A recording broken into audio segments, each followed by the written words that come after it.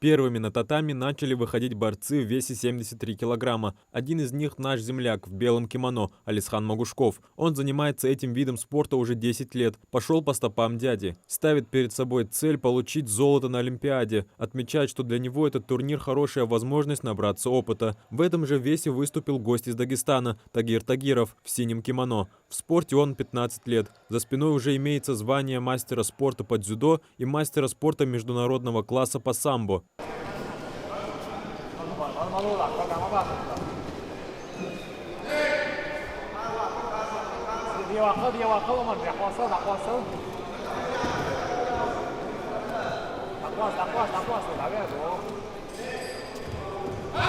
Честно сказать, соревнования проходят на очень высоком уровне.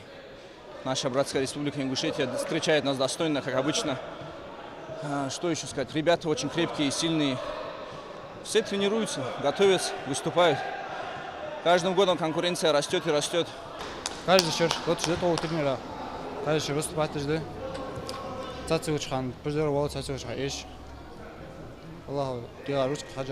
За соревнованиями внимательно наблюдали зрители, следя за каждым этапом и поддерживая участников. В этих рядах был тренер сборной Ингушетии Магомед Камурзоев. Вчера определились чемпионы уже в 4 весовых категориях, сегодня еще 3 веса разыгрываются. Турнир проходит на хорошем уровне. Гости довольны, хозяева довольны.